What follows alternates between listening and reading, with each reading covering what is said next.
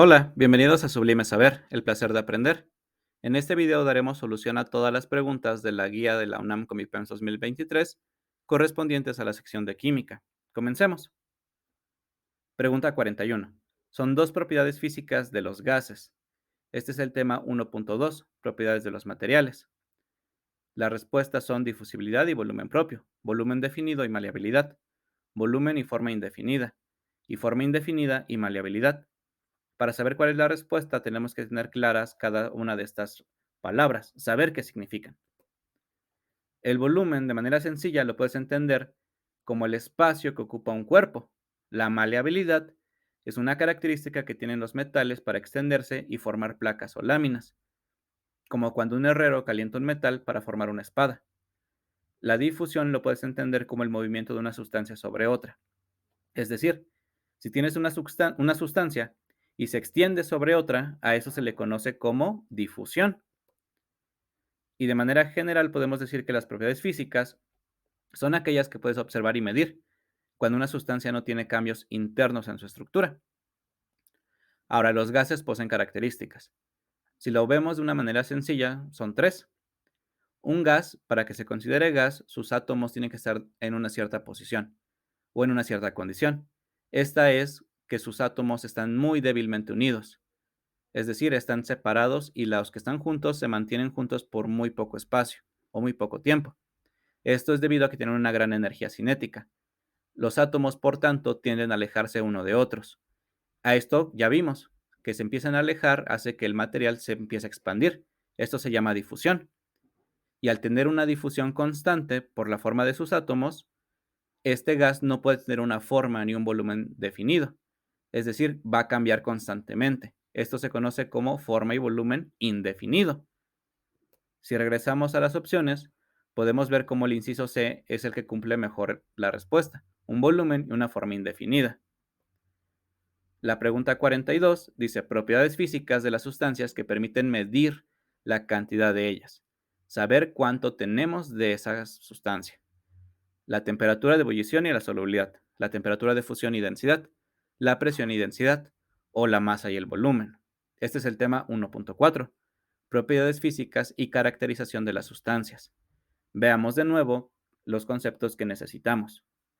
La densidad la podemos entender como la relación entre la masa y el volumen de una sustancia. Piensa en el martillo de Thor y un martillo común, del mismo tamaño. El martillo común y el martillo de Thor, en este ejemplo, tendrían el mismo volumen, el mismo tamaño, pero la materia que hay dentro de él sería diferente. En el martillo de Thor hay mucha más materia en el mismo espacio.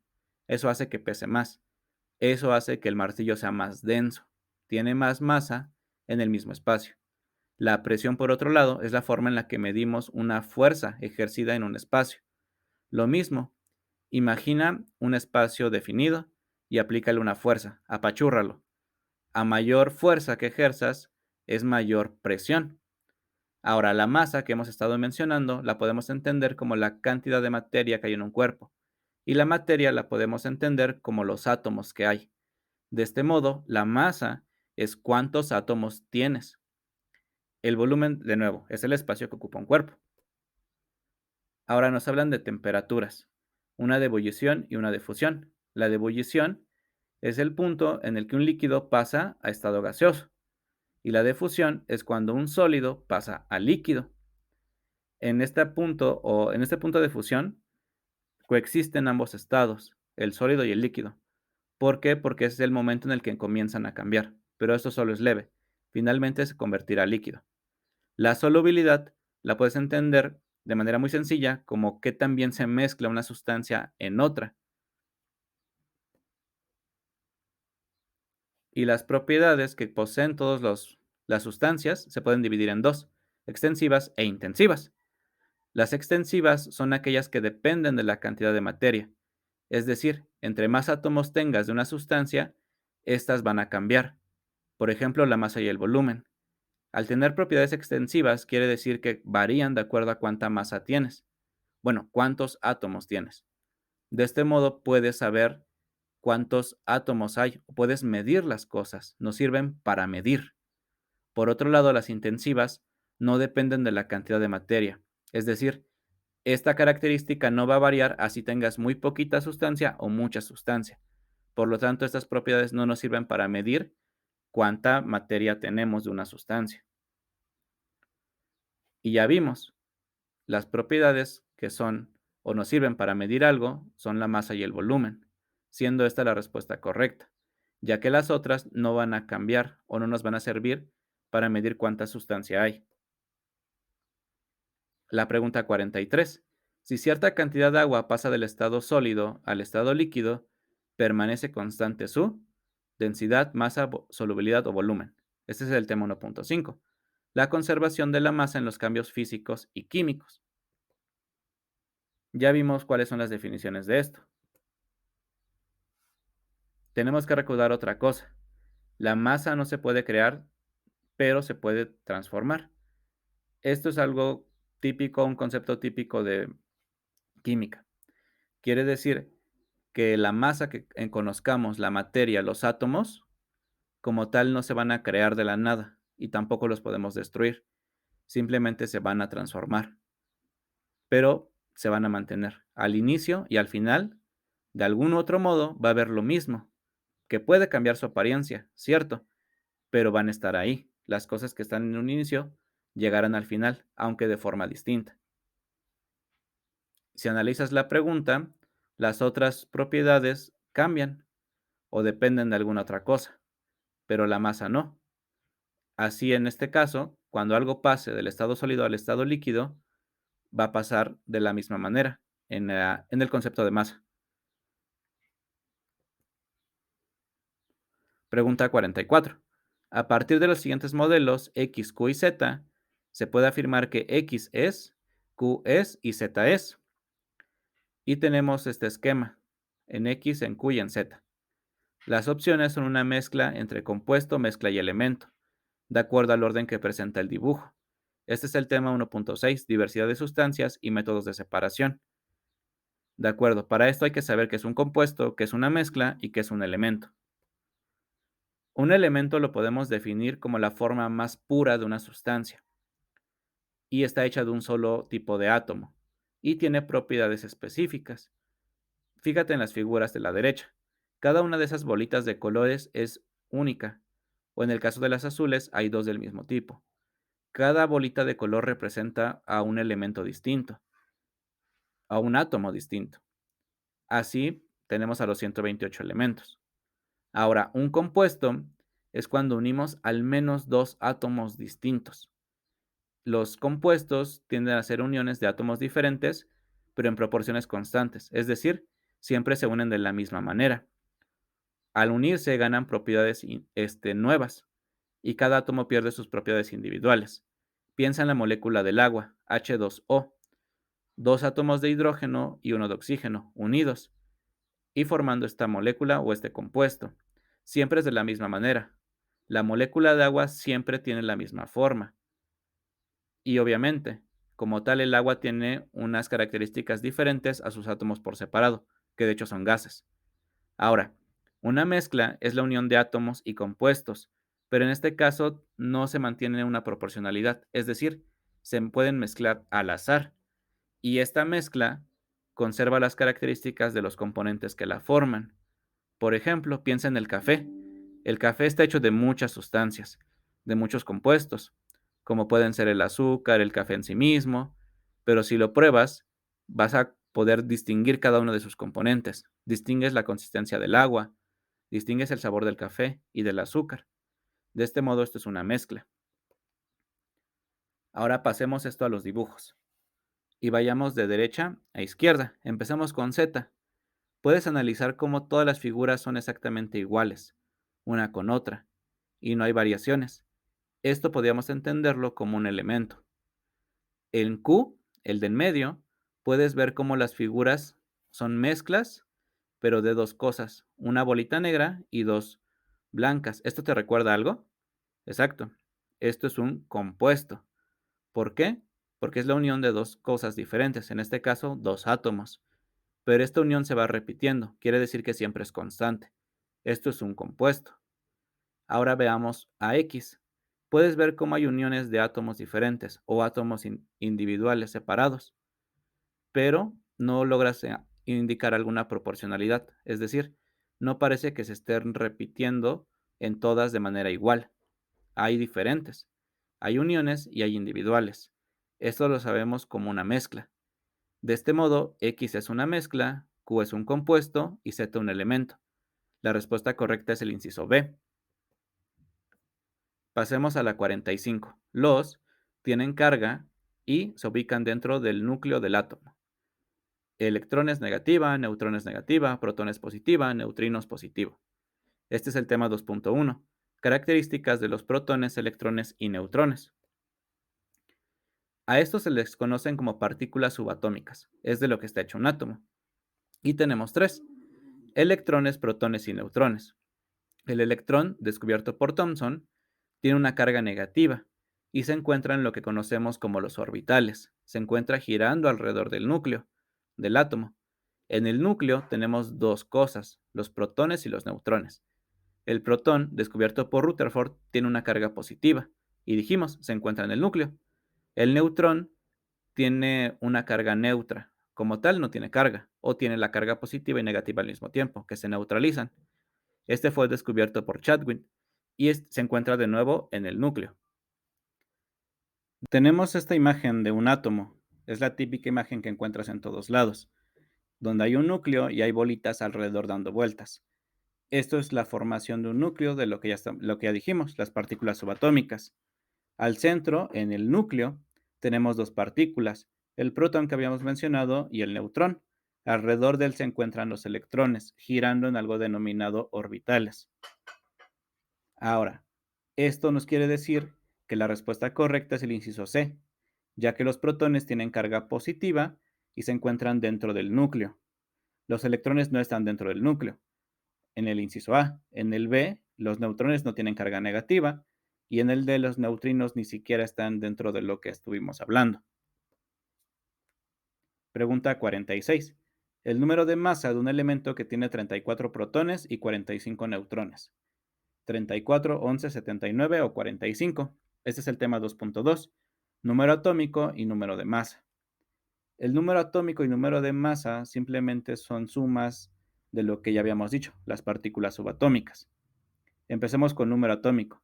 Se simboliza con la letra Z y nos quiere decir que es el número de protones que hay dentro de un elemento. O también es el número de electrones. ¿Por qué? Porque los protones tienen carga positiva y los electrones carga negativa. Y un elemento siempre tiene que estar en lo que se denomina neutro o en equilibrio, es decir, tiene que haber la misma cantidad de cargas negativas que positivas. Por lo tanto, tiene que haber la misma cantidad de protones que de electrones. Si tú revisas un elemento dentro de la tabla periódica con sus símbolos, encontrarás que tiene un numerito arriba del símbolo. En este caso, si observamos a potasio, arriba tiene un número, 19. Este es un número atómico, el número Z. Por lo tanto, sabemos que Z es igual a 19 para el caso del potasio y que tiene 19 protones o bien 19 electrones. Por otro lado, el número de masa es el número de protones más el número de neutrones y se simboliza con la letra A. Hacemos lo mismo, buscamos en el potasio y encontramos un número abajo. Puedes observar cómo este número no es exacto. Esto es ya que este es el peso atómico, es decir, cuánto pesa sumando todo lo que está dentro del átomo. Pero para este caso se considera que es lo mismo que la masa atómica, que es la suma de protones y neutrones. ¿Por qué este número cambia un poquito? Bueno, ya que aquí también se consideran los electrones, pero los electrones tienen una masa tan pequeña que se puede despreciar simplemente. Se puede eliminar como si no estuviera. Así que este número nos puede servir de manera general para saber cuál es el número de masa, este peso atómico. Así que lo podemos tomar como sinónimos, siempre y cuando este número lo redondemos al número entero más cercano. En este caso, sabemos que A para potasio es igual a la suma de protones más neutrones. Tiene 19 protones, ya lo vimos. ¿Por qué? Porque nos fijamos en Z. Nos faltan los neutrones. Vemos este número que está abajo, 39. y lo redondeamos al número entero más cercano, que en este caso es 39. Así que simplemente vamos a hacer un despeje de la fórmula. 39 es igual a 19 protones más n cantidad de neutrones. Despejamos a los neutrones y es simplemente una resta. De modo que es 39 menos 19, dándonos como resultado 20 neutrones. Podemos jugar con estos números y con esta fórmula sencilla, simplemente despejando, sabiendo entonces que el número atómico es el número que está arriba y el número de masa será la aproximación al número entero más cercano del número que esté abajo. Ahora recuerda, cuando te den problemas de este tipo, normalmente te van a dar alguno de estos ya. Te van a decir que tiene ya sea cuántos protones, cuántos electrones, cuántos neutrones, o bien que Z es igual a algo, o bien que su número de masa es igual a algo. Así que tranquilo, esto te lo van a dar. En el ejercicio te dice un elemento que tiene 34 protones y 45 neutrones. De acuerdo. Vamos a ver qué es esto. Nos están pidiendo el número de masa y nos dan estas cantidades. Recordemos la fórmula. El número de masa es igual a sumar todos los protones más todos los neutrones. Y tenemos los protones y los neutrones. Así que simplemente sustituimos. No hay necesidad de hacer algo más. Sustituimos los protones, sustituimos los neutrones, que son 34 y 45, y los sumamos. Son 79. Siendo así, esta la respuesta correcta. La pregunta 47. En la fórmula del H2O existen dos de hidrógeno y uno de oxígeno. Moléculas o átomo. Átomos, átomo. Moléculas o molécula y átomos, molécula. Este es el tema 2.3. Iones, moléculas y átomos. Para saber esto tendremos que analizar esta fórmula. Recordemos igual, un elemento que es la forma más pura que puedes encontrar de una sustancia y está hecha de un solo tipo de átomos. Por otro lado, tenemos dos cosas, una molécula y un compuesto. La molécula es la mínima parte de materia que conserva las propiedades de un material y puede estar formada por un solo átomo o por varios átomos diferentes. Por ejemplo, tenemos una molécula de oxígeno, ya que el oxígeno siempre está en parejas. Y también tenemos la molécula del agua. En este caso es la unión de dos elementos distintos. Por otro lado, un compuesto es la unión de al menos dos átomos distintos en proporciones constantes. Recuerda, siempre se repiten, y ya lo habíamos visto. Y en este caso pierden las propiedades individuales y ganan nuevas. Por ejemplo, la molécula de oxígeno, a pesar de que son dos átomos de oxígeno juntos, siguen teniendo las mismas características. Pero la molécula de agua, que son dos diferentes, ya no posee las mismas características, adquiere nuevas. Por eso este es un compuesto. Si recapitulamos esto, se vería así. Las moléculas pueden ser del mismo elemento o de elementos distintos. Si las moléculas son de distintos elementos, se les llama compuestos. Ahora aquí, esta molécula o este compuesto, que para el caso del agua son sinónimos, tiene los elementos en cuanto a su símbolo, H y oxígeno, hidrógeno y oxígeno. Y nos tiene un numerito junto al H, un 2. A este numerito que está junto a los elementos se le llama subíndice y nos indica la cantidad de átomos que hay de cada elemento. En este caso indica que hay dos hidrógenos. El oxígeno no tiene ningún numerito, indica que simplemente hay un solo átomo de oxígeno. Pasemos esto a la pregunta. De este modo, en la fórmula dice H2O. Ese 2 es un subíndice. Aquí no se aprecia mucho, pero ese 2 debería estar más pequeñito. De este modo, quiere decir que hay dos átomos de hidrógeno y uno de oxígeno, siendo la respuesta correcta el inciso B. Pasemos a la pregunta 48. En la tabla periódica, los elementos se clasifican en orden creciente de masa atómica, decreciente de número de masa, creciente de número atómico, decreciente de número atómico. Este es el tema 2.5, estructura y organización de los elementos en la tabla periódica. Recapitulemos igual Z y A, ya vimos lo que es. Ahora, en la tabla periódica, los elementos se ordenan de acuerdo a su número atómico, es decir, a Z, siendo el primero el que tenga el número Z más pequeño, en este caso es hidrógeno, y terminando en el organoxenón, que es el elemento que tiene el número de Z más grande, 118, y se van acomodando de izquierda a derecha y de arriba hacia abajo, del más pequeñito al más grande, es decir, el número creciente de su número atómico, siendo la respuesta correcta el inciso C. Pasemos a la pregunta 49. Los enlaces químicos están formados por fuerzas que mantienen unidas a los átomos, eléctricas, gravitacionales, químicas o magnéticas. Este es el tema 2.6, enlace químico. Si observamos un enlace y le hacemos un zoom pequeñito, podemos notar cómo esta unión aparente simplemente es la forma en la que están interaccionando unas partículas subatómicas de cada elemento, los electrones, que están cargados negativamente. Cuando se acercan mucho, esta carga eléctrica empieza a interaccionar con ellos y hace que tengan una unión, que puede ser muy fuerte o muy débil. Esto dependerá del tipo de elementos que haya. De este modo, la respuesta correcta es el inciso A, las fuerzas eléctricas. Pregunta 50. ¿Cuál de los siguientes ejemplos es un fenómeno químico? Evaporación del agua, diluir un refresco, combustión de carbón, sublimación del yodo. Este es el tema 3.1, el cambio químico. Recordemos la diferencia entre cambio físico y cambio químico. En el cambio físico no se modifica la estructura molecular interna, es decir, es cuando tienes una sustancia y sufre algún cambio, pero sin tener un cambio dentro de ella. Por ejemplo, los cambios de estados, como ya lo vimos anteriormente, la materia se conserva, simplemente cambia su forma en la que está presentada. Puede cambiar de sólido a líquido a gas, pero los átomos que conforman esa molécula o esa sustancia siguen siendo los mismos. O también, si mueves algo de posición, es decir, si cambias el lugar donde dejas tu teléfono a otro lugar, sigue siendo tu teléfono. Simplemente lo cambiaste de lugar, un cambio de posición. Todos estos son cambios físicos. Por otro lado, en los cambios químicos, lo que está hecho, la sustancia de lo que está hecho de los átomos, sí sufren cierto cambio. Eso se llaman reacciones químicas. Entonces, en este caso, hay un cambio en la estructura molecular y aquí este ya puede ser reversible o irreversible. Tenemos de ejemplo a la oxidación, la combustión, la fermentación y la respiración, donde los átomos interaccionan entre ellos, precisamente los electrones, para formar esas reacciones químicas y dar cambios que ya se consideran de estructura.